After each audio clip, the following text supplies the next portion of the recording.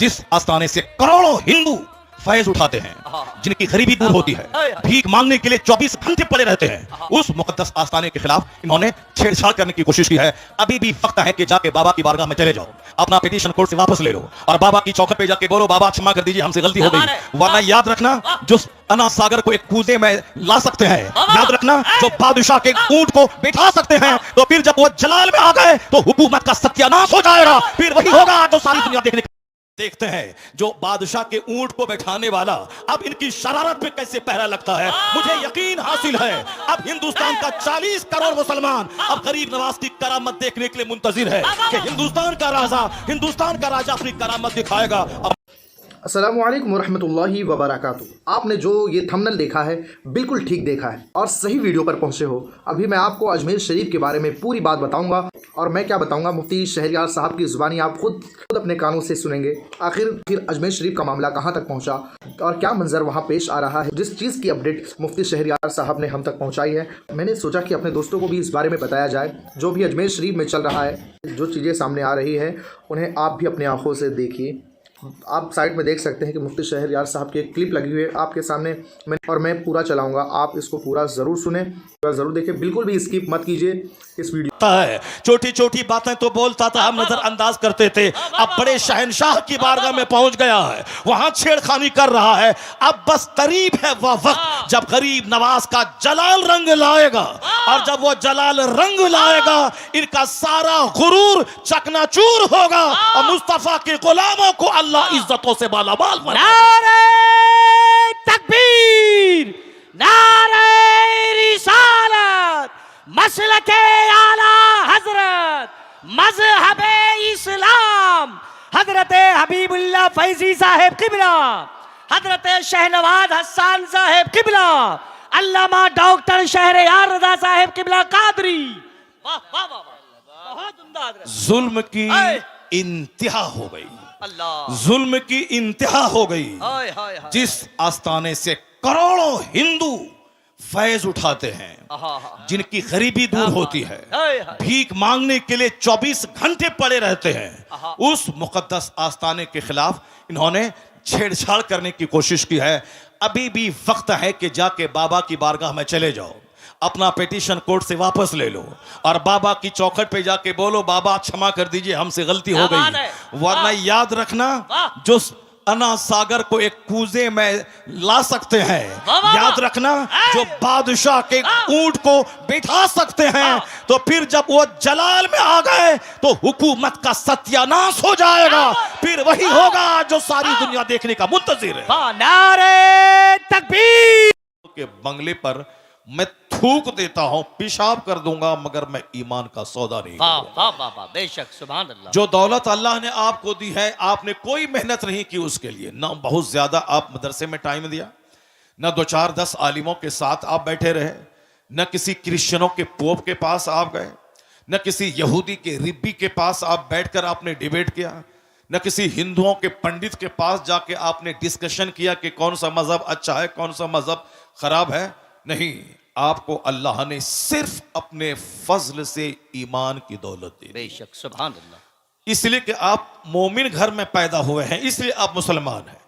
जब इतनी बड़ी दौलत, जिस दौलत से महरूम है दुनिया के अमेज़न कंपनी के मालिक, जिस दौलत से महरूम है टाटा बिरला कंपनी के मालिक, जिस दौलत से महरूम है दुनिया की बड़ी बड़ी सल्तनतों के सरबराहान, जिससे महरूम है, वह ईमान की दौलत अल्लाह ने आपको अता की है। तो इसी नेमत के शुक्राने में दिन गुजर जाएंगे, कभी गरीबी का आप रोना नहीं रोएंगे, कभी मुफलिसी का रोना नहीं रोएंगे। एक बंदा डीएम बना, 5 लाख महीना कमाया, 60 साल के बाद रिटायर किया, मौत का इंतजार किया, मरा, कब्र में जाके सड़ गया।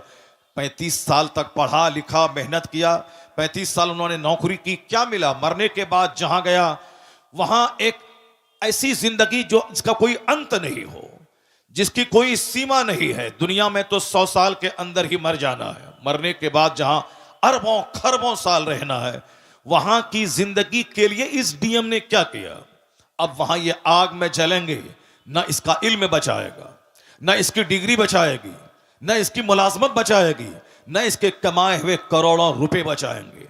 अक्लमंद वो है जो दुनिया में फूस के घर में रहा हो, मिट्टी के घर में रहा हो, मगर ईमान बचा के दुनिया से चला गया हो, तो अब वह महासंख्यों बरस की जन्नत में इज्जत के साथ रहे। वाह वाह वाह वाह। महासंख्यों साल, जहां महासंख भी एक महदूद गिनती है, महाला महदूद, जहां मौत ही नहीं है। इसलिए अल्लाह ने वह दौलत आपको दी जो दौलत अमेरिका के सदर को नहीं दी है। तो उसका शुक्राना ये नहीं है कि शिकायत की पोटली लेके बैठा जाए कि हम गरीब हैं, हमको नौकरी नहीं मिली, हम जलील हैं, हमको मकान पुख्ते का नहीं मिला। इस नेमत पे जब आप गौर करेंगे तो हर वक्त आपकी पेशानी झुकी रहेगी और आप एक दुआ हमेशा रब से करते रहेंगे, इलाही मैंने कोई मेहनत नहीं की मुसलमान बनने के लिए, मेरा कोई एहसान तुझ पर नहीं है कि तूने मुझको मुसलमान बनाया है, तूने अपने फजल से मुझको मोमिन बनाया है। तो हर वक्त वह मोमिन यही दुआ करेगा, इलाही जब एक एहसान इतना तूने किया है तो एक एहसान और कर देना कि हालत ईमान में मौत देकर जन्नतुल फिरदौस अता कर वाह देना। वाह वाह वाह वाह। सुभान अल्लाह। क्योंकि बेशुमार लोग ऐसे हैं जो मरने से पहले पहले मुशरिक हो गए, मरने से पहले पहले काफिर हो गए। बहुत सारी बेटियां मुसलमानों की हैं जिसको जन्नत की तालीम नहीं दी गई, आखिरत की तालीम नहीं दी गई, कब्र में हजारों साल रहना है उसकी बात नहीं बताई गई, कयामत के दिन एक दिन 50,000 साल के बराबर होगा यह बात बाप ने नहीं बताया। बाप ने सिर्फ ये बताया कि इंजीनियर बनना है, डॉक्टर बनना है, कमाना है, घर बनाना है और खाना पीना है। तो अब अच्छी लाइफ गुजारने के लिए कोई मुशरिक उसे ऑफर दिया कि मेरे पास 5 लाख रुपए माहाना की आमदनी है, अगर तुमने मुझसे शादी कर ली तो तुम रानी बन के रहोगी। तो ये उस मुशरिक के साथ ईमान का सौदा करके भाग गई, उसी के साथ शादी करके रह गई। अब वो जब जवानी के बाद बुढ़ापे की उम्र में पहुंची, उसके बाद मौत ने दस्तक दिया। तो लज्जत कितने दिन तक उन्होंने हासिल की? 10 साल 20 साल। अब मरने के बाद जहां गई है वहां का एक दिन 50,000 साल के बराबर। अब ये बताएं कि 2 4 10 20 साल एक सेकंड है अल्लाह के नजदीक। इसकी लज्जत हासिल करने के लिए ईमान का सौदा कर दिया, उन्होंने कुफ्र कबूल कर लिया। अब वह खरबों साल की आग में जलने के लिए वहां चली गई। अकलमंद है वह बाप जो बच्चों को डॉक्टर ना बनाए मगर जन्नती बना दे, जो अपने बच्चों को इंजीनियर न बनाए जन्नती बना दे, जो अपने घर में डॉक्टर इंजीनियर का चर्चा न करके आलिमे दीन का चर्चा करे, कुरान हदीस का चर्चा करे। वह औरत धन्य है जो नहीं बनी इंजीनियर मगर वह चूल्हे में खाना बनाती रही, अपना ईमान बचाती रही, बहारे शरीयत पढ़ती रही, कुरान पाक की तिलावत की, माह रमजान में 20 रकअत सूरह तरावी वह पढ़ती रही। वो औरत ईमान बचा के चली गई। खरबों कमाने वाली बैरिस्टर से यह बेहतर है कि कनीज़े फातिमा बनकर फातिमा ज़हरा के साथ जन्नत चली गई। वह कौन सा इल्म है जो इल्म आदमी की इज्जत को तार-तार कर दे? वह कौन सा इल्म है जो आदमी को कुफ्र के करीब पहुंचा दे? वह कोई इल्म है जो आदमी को जानवर बना दे? आज मदरसा आवाज दे रहा है कि डॉक्टर की सूरत में दरिंदा कलकत्ता के आरजी मेडिकल कॉलेज का प्रिंसिपल जो अपने घर के तहखाने में खूबसूरत औरतों के साथ बलात्कार करने का रैकेट चलाता था, जिसके कॉलेज में एमडी करने वाली खातून की आबरू गैर महफूज रही और जिसको अपनी आबरू बचाने के चक्कर में जान से हाथ धोना पड़ा। ये कोई डाइटन सिमिलिया का कसिया का कोई जाहिल नहीं था, वो कोई विलेजर, कोई देहाती, कोई फार्मर नहीं था, पढ़ा लिखा आदमी था। पढ़ा लिखा आदमी इस कदर गिर जाएगा ये किसी ने सोचा ना होगा। आपने देखा होगा मुजफ्फरपुर के शेल्टर होम में वह नेताओं का किस तरह कनेक्शन वहां पली जाने वाली औरतों के साथ था। लोग कहते हैं कि वह डॉक्टर की सूरत में जानवर, वह डॉक्टर की सूरत में दरिंदा। एक गांव का देहाती अपने चचेरे भाई के पास किशनगंज गया, डॉक्टर के पास, कहा आप मेरी बीवी का इलाज करें। डॉक्टर बोलता है कि तुम्हारी बीवी दर्द ज़ह में मुब्तला है, बच्चा भी मरेगा या नहीं जच्चा मर जाएगी, इसलिए तुम्हें 1 घंटे के अंतर सिजरिंग करना पड़ेगा। वो कहता है मैं बीमार हूं, मैं गरीब हूं, मैं मजदूर हूं, कहां से मैं 50,000 रुपए ला के दूं? ये डॉक्टर दिमाग में बहुत बड़ा सपना पाल करके किशनगंज आया है कि मैं MB MBBS हूं, अपने बच्चों को FRCS बनाना है, अब मुझे 2 एकड़ जमीन में शानदार घर बनाना है, मुझे फॉर्च्यूनर खरीदनी है। अब इतना पैसा, ऐसा नहीं कि डॉक्टर बनने के बाद रुपया का एक पेड़ अपने क्लिनिक में कोई लगा दे और रोजाना जाए 2 घंटा बैठे और पैसा तोड़ के झोला भर के शाम में घर ले जाए। नहीं, उसे तो मरीजों को देखना होगा, मरीजों की फीस से ही कमाना होगा। तो इतनी कमाई कहां से आएगी कि फॉर्च्यूनर का की किस्त अदा करे, वह 2.5 एकड़ जमीन का की किस्त अदा करे। अब वह इंसानियत का लिबादा छोड़कर झूठ का लिबास पहनता है, हैवानियत का कपड़ा पहनकर झूठ बोलता है कि तेरी बीवी 1 घंटे के अंदर में मर जाएगी, इसको सीजरिंग करवाना पड़ेगा। अब वह बेचारा छोटा सा घर बेचकर डॉक्टर को 50,000 रुपए देता है और वह डॉक्टर एक गरीब औरत की सीजरिंग करके उसको कई सारी औलादों से महरूम कर देता है। लोग कहते हैं ये डॉक्टर है मगर इंसान नहीं है। इंसान वो है जो इंसानियत जिसके अंदर हो, वह दूसरों का दर्द महसूस करे, मतलब डॉक्टर है मगर इंसान नहीं है। मोरबी का इंजीनियर कई 100 आदमी की जान ले लिया, उन्होंने NOC दिया, नो ऑब्जेक्शन, ये ब्रिज को खोल दिया जाए आम पब्लिक के लिए। ब्रिज गिरा, कितने 100 पब्लिक की जान चली गई। लोग कहते हैं वह इंजीनियर नहीं, वह कसाई है जिसने इतने लोगों की जान ले लिया। चीफ मिनिस्टर झारखंड का जो गरीबों की प्रॉपर्टी कोयला है उसके घोटाले में पकड़ा गया, कई साल तक जेल रहा। लोग कहते हैं यह चीफ मिनिस्टर नहीं बल्कि गरीबों का हत्यारा है। मतलब इंजीनियर की सूरत में जानवर, डॉक्टर की सूरत में जानवर। लोग कहते हैं कि इंसान कहां है, इंसानियत कहां है। तो मैं कहता हूं आज भी इंसानियत की एक फैक्ट्री है, वह फैक्ट्री चले जाओ, उस फैक्ट्री में यह पढ़ाया जाता है झूठ बोलना हराम है, शराब पीना हराम है, ज़िना करना हराम है, माँ बाप को सताना हराम है, पड़ोसी से लड़ना झगड़ना हराम है, और खड़े होकर नहीं खाना है, बैठ के खाना है, बाथरूम ऐसे जाना है, बिस्तर पे ऐसे लेटना है, ऐसे घर से बाहर निकलना है। आदमियत का सलीका किस फैक्ट्री में सिखाया जाता है? कहां से इंसान पैदा होते हैं? इस जमीन पर एक दरसगाह है जहां अव्वल दिन से लेकर आखिरी दिन तक, यानी उर्दू की पहली किताब से लेकर बुखारी शरीफ तक यही पढ़ाया जाता है। यह लीगल है या इल्लीगल है, यह राइट है ये रॉन्ग है, यह जायज है ये नाजायज है, यह सही है ये गलत है, यह हराम है ये हलाल है, यह करना है ये नहीं करना है, यह हार्मफुल है ये यूजफुल है, यह हानिकारक है ये लाभदायक है। यानी वो आदमियत की शिक्षा जिस दरसगाह में दी जाती है उसी का नाम है मदरसा। अब जब यह फैक्ट्री जवान थी, जहां फैक्ट्री जवान थी, फैक्ट्री का प्रोडक्शन था, तो खलीफा हारून रशीद का बच्चा मदरसे में पढ़ता था, औरंगजेब जैसे हिंदुस्तान के बादशाह मदरसे में पढ़ते थे। उस वक्त में अमीर गरीब सब चाहता था मैं इंसान बनाने वाली फैक्ट्री में पढ़ूं और वहां से कुतुब बन के निकलूं, अब्दाल बन के निकलूं, आदमी बन के निकलूं। जब तक यह फैक्ट्री जवान थी, प्रोडक्शन ज्यादा हो रहा था, तो समाज कुतुब से भरा था, अब्दाल से भरा था, नेकों से भरा था, शरीफों से भरा था। लेकिन जब से इस फैक्ट्री को गवर्नमेंट ने आतंकवादी का अड्डा कहा और जब से हमारे पैसे वालों ने अपने बच्चों को पढ़ाना छोड़ दिया, जब यह फैक्ट्री बंद हो जाएगी या बंद नहीं होगी, पैदावार कम हो जाएगी, तो समाज में शरीफ कहां से मिलेंगे, वली कहां से मिलेंगे, कुतुब अब्दाल कहां से मिलेंगे? अब अगर लोग चाहते हैं कि समाज शरीफों से भरे, नमाजियों से भरे, जंटी लोगों से भरे, कुतुब अब्दाल से भरे, तो अब प्यूटर लेना होगा, फैसला बदलना होगा कि जिस तरह की फैक्ट्री जैसा प्रोडक्शन उसी तरह के लोग समाज में नजर आएंगे। इंजीनियरिंग कॉलेज में आदमी कम, वहां पैसा कमाने वाले जानवर ज्यादा पैदा किए जाते हैं। मेडिकल कॉलेज में आदमी कम, पैसा कमाने वाले जानवर ज्यादा पैदा किए जाते हैं। तो अब ये एक इंसानी बनाने वाली फैक्ट्री है मदरसा।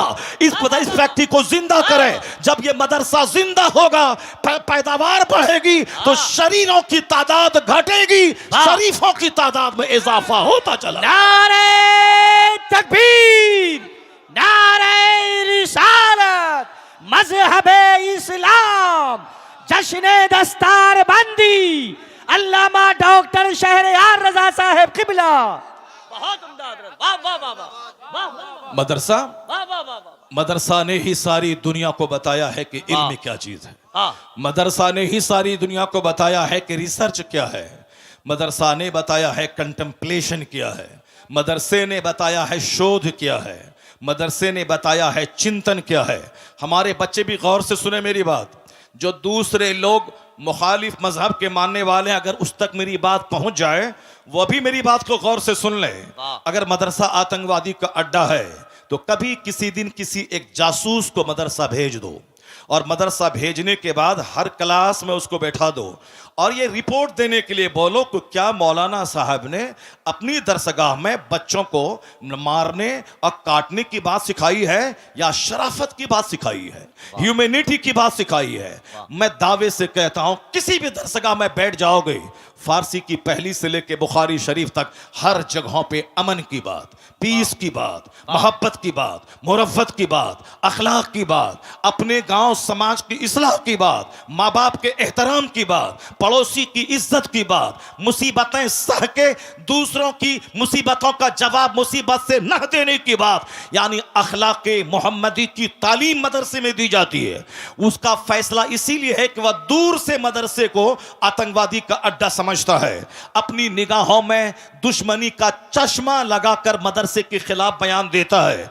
कभी उन्होंने रिपोर्टिंग नहीं कराई कि मदरसे में पढ़ाई क्या होती है, मदरसे में दरसगाह में सिखाया क्या जाता है। सिर्फ दूर से कहना कि साहब वहां आतंकवादी पैदा किए जाते हैं। यह नफरत करने वालों की बोली है, हकीकत जानने वालों की बोली नहीं है। जिस तरह भी नफरत का माहौल हिंदुस्तान में फैला है, कोई भी आदमी खड़ा हो जाए और कोर्ट में साहब याचिका दर्ज कर दे कि इस मस्जिद में लग रहा है कि अंदर में कोई मूर्ति छुपी हुई है या कोई मंदिर रहा होगा, तो अब कोर्ट वाला भी केस एक्सेप्ट कर लेता है। और जहां 10-10 साल से साहब केस पड़े हुए हैं, उसकी कोई नोटिस नहीं ली जा रही है, और यहां 10 मिनट के अंदर में सुनवाई भी होती है, और फौरन साहब एक कमेटी का गठन भी होता है, और फौरन सर्वे करने वाला वहां पहुंच भी जाता है, और फिर उसकी रिपोर्ट भी दिया जाता है। किस कदर नियतों की खराबी है कि दूर से साहब वो एक खास मखसूस बिरादरी को टॉर्चर करने के लिए इस तरह के प्लान बना रहा है। हिम्मत इतनी बढ़ी कि अब हिंदुस्तान के राजा की बारगाह में पहुंच गया,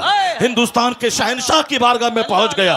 800 बरस से जो पूरे हिंदुस्तान की रखवाली कर रहा हो, कब्र में रह के पूरे हिंदुस्तान की संप्रभुता को बचा रहा हो, हिंदुस्तान के मुसलमानों से ज्यादा हिंदुओं की अकीदत का मरकज बना हुआ हो। मुसलमान जाते हैं 60 लाख तो 40 लाख तो 60 लाख गैर मुस्लिम वहां जाते हैं। उनको वहां बेटा मिलता है, बेटी मिलते, न जाने क्या क्या मिलता है। हर जब भी जाएं हर वक्त साहब सिखों, हिंदुओं और दूसरे तमाम मज़ाहिब के मानने वाले को दुनिया ढेर चाहिए, इसलिए वो वहां भीड़ लगाए रहते हैं। मुसलमानों को जन्नत चाहिए, इसीलिए मस्जिदों में भीड़ रहती है, और उनको सिर्फ दुनिया गाड़ी चाहिए, इसलिए दरगाहों पे वो भीड़ लगा के रहते हैं। 800 साल जो एक मुस्तनद ऑथेंटिक दरगाह है, उस दरगाह के खिलाफ पिटीशन दर्ज होता है, और साहब कोर्ट वाले उसको एक्सेप्ट करके सुनवाई की तारीख तय कर देते हैं। अब तो हम लोग खामोश हैं, खामोश रहेंगे, देखते हैं जो बादशाह के ऊंट को बैठाने वाला अब इनकी शरारत पे कैसे पहरा लगता है।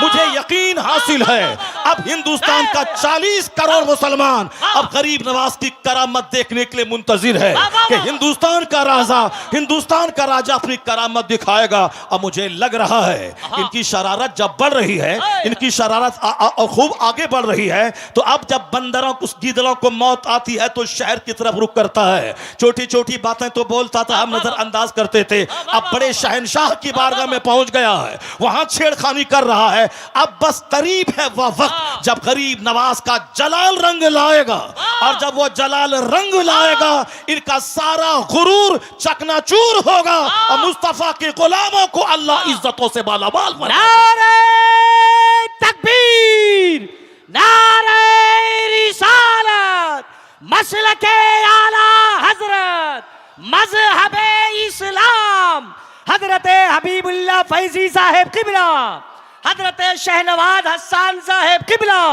अल्लामा डॉक्टर शहरयार रजा साहेब किबला कादरी। वाह वाह वाह, बहुत उम्दा हजरत। जुल्म की इंतहा हो गई, अल्लाह, जुल्म की इंतहा हो गई। हाय हाय हाय, जिस आस्थाने से करोड़ों हिंदू फैज उठाते हैं, जिनकी गरीबी दूर होती है, भीख मांगने के लिए 24 घंटे पड़े रहते हैं, उस मुकद्दस आस्थाने के खिलाफ इन्होंने छेड़छाड़ करने की कोशिश की है। अभी भी वक्त है कि जाके बाबा की बारगाह में चले जाओ, अपना पिटीशन कोर्ट से वापस ले लो, और बाबा की चौखट पे जाके बोलो, बाबा क्षमा कर दीजिए, हमसे गलती हो गई। वरना याद रखना, जो अना सागर को एक कूजे में ला सकते हैं। वाह, वाह, याद वाह। रखना, है। जो बादशाह के ऊंट को बैठा सकते हैं, तो फिर जब वो जलाल में आ गए तो हुकूमत का सत्यानाश हो जाएगा। फिर वही होगा जो सारी दुनिया देखने का मुंतजिर है। वाह, नारे तकबीर, नारे रिसालत, ख्वाजा का हिंदुस्तान, फैजाने गरीब नवाज। वाह, वाह, वाह। ए कौम मुस्लिम, आपको कानून हाथ में नहीं लेना है, आपको सड़क पे आकर के बहुत बड़ा प्रोटेस्ट नहीं करना है। यह मामला शहनशाह हिंदुस्तान का मामला है। अब मामला उनकी कोर्ट में पहुंच चुका है। बस हम लोग वही करें जो सरकार दो जहां के दादा अब्दुल मुत्तलिब, जब अबरहा जो हाथियों का फौज लेके खाने काबा को ढाने आ रहा था, अब्दुल मुत्तलिब ने क्या कहा था कि हर शख्स अपने घर की हिफाजत करता है।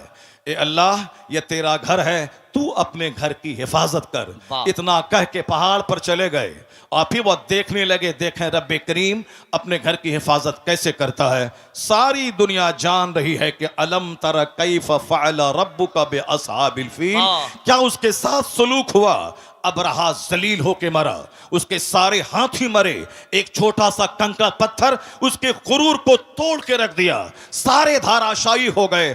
हम तो यही देखते हुए आ रहे हैं 1400 साल के अंदर। अल्लाह रब्बुल इज्जत बहुत बेनियाज है, अल्लाह रब्बुल इज्जत बेनियाज है। कोई भी जालिमों का जुल्म उसको थका नहीं सकता, और किसी भी इबादत करने वाली की इबादत की वजह से अल्लाह रब्बुल इज्जत की शान में कोई इजाफा नहीं हो सकता। अल्लाह उस सिफाते कमालिया का जामा है कि जिसके आगे किसी सिफत का कोई तसव्वुर ही नहीं है। अल्लाह रब्बुल इज्जत के पास सारी कुव्वतें, सारी ताकतें मौजूद है। हम इबादत करते हैं, हम उसका बेनिफिट मुझको मिलता है। अगर कोई कुफ्र करता है उसका नुकसान वो उठाता है। अल्लाह सिर्फ देखना चाहता है कि मेरा कौन बंदा है जो इस जमीन को अदल से भरता है, और कौन है जो इस जमीन को जुल्म से भरता है। जो ईमान लाएगा, अच्छा काम करेगा, उसे यहां सेहत देंगे, इज्जत देंगे, हुकूमत देंगे, मरने के बाद जन्नत देंगे। जो कुफ्र करेगा, शरारत करेगा, जुल्म करेगा, अत्याचार करेगा, दूसरों को जीने नहीं देगा, सताएगा, समाज को पाप से भर देगा, उसके लिए आग तो वहां है, यहां उसका जीना तंग कर देंगे, यहां उसके घरों को कैद खाना बना देंगे, यहां उसको जलील और रुस्वा कर देंगे। नहीं देखा तुमने आज से 5 साल पहले चाइना के लोग कहते थे कौन सी नमाज है, कैसी नमाज है। जापान के लोग कहते थे कौन सी मस्जिद है, कैसा मदरसा है। हिंदुस्तान के भी चंद सरफिरे कहते थे यह कौन सी मस्जिद, कौन सा मदरसा, अजान बंद कर देंगे, मदरसा बंद कर देंगे। अमेरिका भी कहता था यह कौन सा इस्लाम है, हर तरफ इस्लाम का चर्चा हो रहा है, हर तरफ इस्लाम इस्लाम लोग कर रहे हैं, नहीं बढ़ने देंगे इसे। अब मुसलमान परेशान हाल थे, मुसलमान हाथ उठा के रब्बे करीम की बारगाह में दुआ कर रहे थे। तो हमारे जुलू, हमारा प्रोटेस्ट काम नहीं आया, मगर हमारी वो भीगी पलकों की दुआएं वो काम आई कि जो काम पूरी दुनिया को हिला के रख दिया। अल्लाह रब्बुल इज्जत ने दूसरी फौज को नहीं भेजा, एक छोटा सा कोरोना का कीड़ा भेज दिया।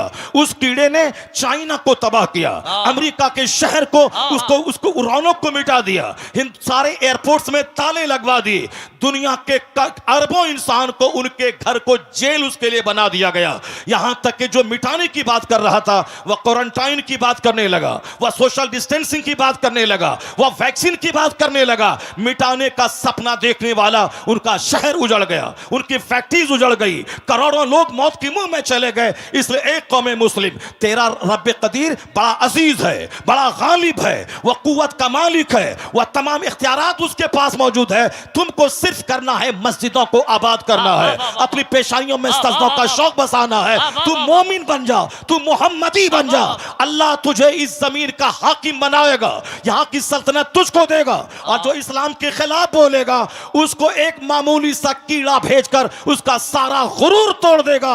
जैसे अल्लाह ने तोड़ के बता दिया कि बंदे तुम्हारे चाहने से सब कुछ नहीं होता है, वही होता है जो मंजूरे खुदा होता है।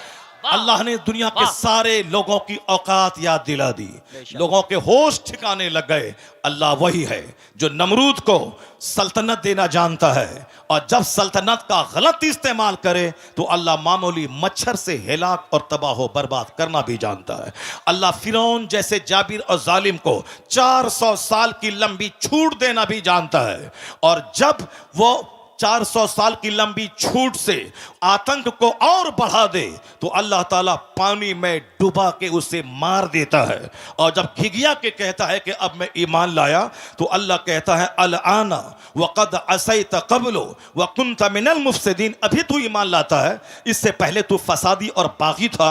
आज मैं तेरी लाश बचाऊंगा ताकि आने वाले लोग जान जाएं कि मगरूर का हश्र क्या होता है, घमंडी का अंजाम क्या होता है। फिरौन की सूखी हुई सड़ी हुई हड्डी की लाश आज भी मिस्र के म्यूजियम में मौजूद है।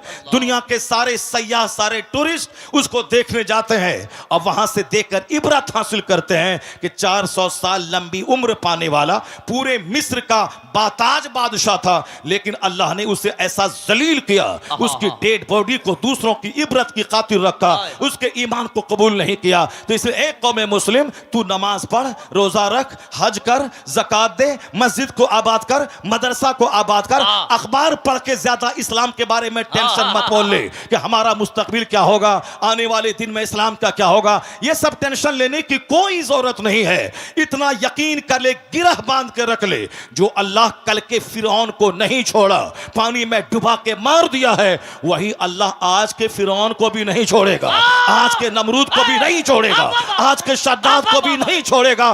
बस तुम्हें सिर्फ सब्र करना है, मस्जिदों को आबाद करना है। जो काम एटम बम से नहीं होता है वो काम तेरे सजदे से हो जाता है। तुम्हारी ताकत रूहानी ताकत, तुम्हारी ताकत स्पिरिचुअल फोर्स, तुम्हारी ताकत आध्यात्मिक शक्ति है।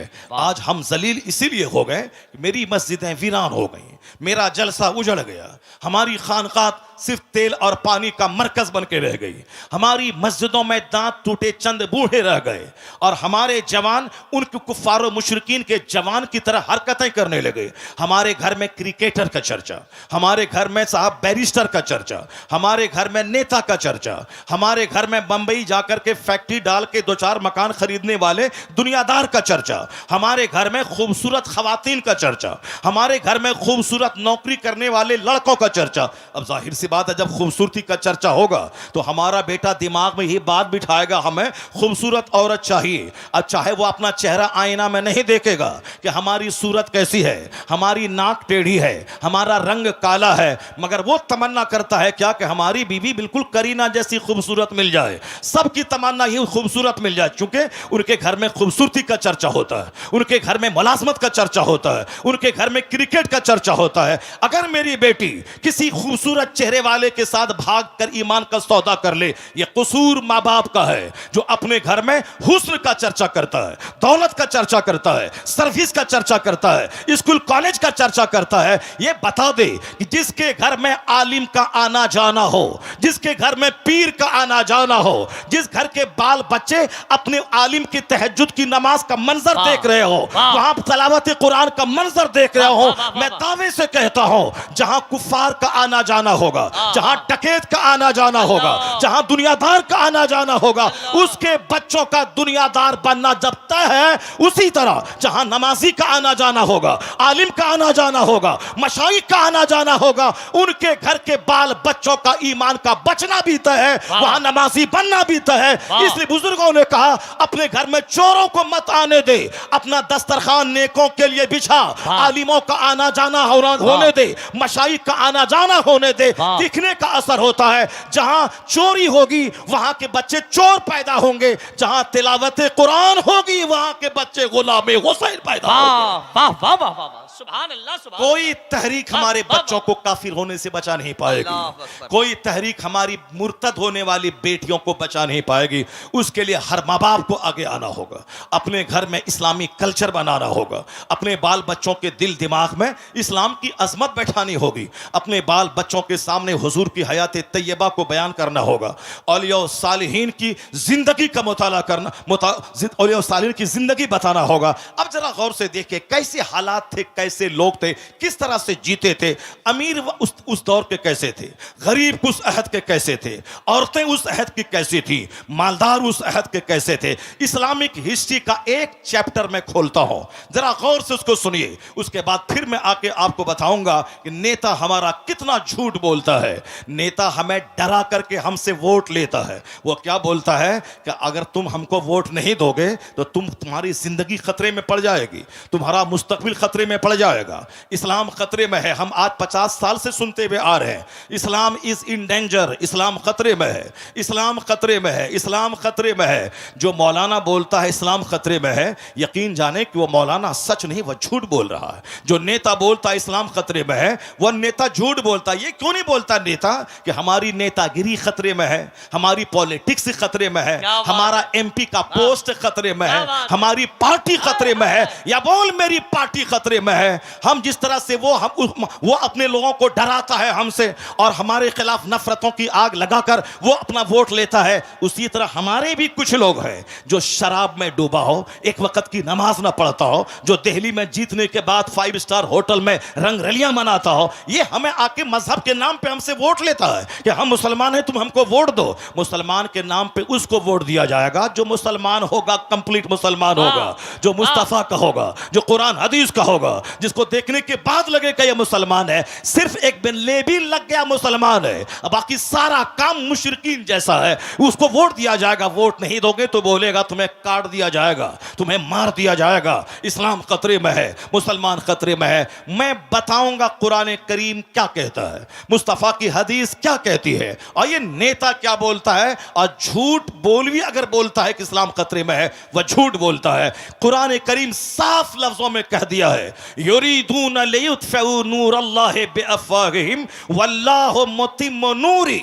अल्लाह कहता है ये मुशरिकीन, ये कुफ्फार अपने मुंह से इस्लाम का चिराग बुझाना चाहते हैं, अल्लाह उस नूर को पूरा करना चाहता वाह, है। वाह, जो वाह, अल्लाह उसे पूरा करना चाहता है और ये उस नूर को बुझाना चाहते हैं। बंदों का चाहा हुआ होगा या अल्लाह का चाहा हुआ होगा, अल्लाह ये का। बंदा कमजोरी का पुतला है। बंदे की हिस्ट्री कमजोर है, इंसान की तारीख की कमजोर है। इंसान पैदा हुआ कैसे है? इंसान पैदा हुआ एक नापाक कतरे से, जिसकी इब्तदा इतनी कमजोर हो कि नापाक कतरे से पैदा हुए हों, जिसकी इब्तदा इतनी कमजोर है या बजती हुई मिट्टी से पैदा हुआ है, जिसकी बुनियाद इतनी कमजोर है कि कई बार शर्मगाहों से इसका गुजर हुआ है।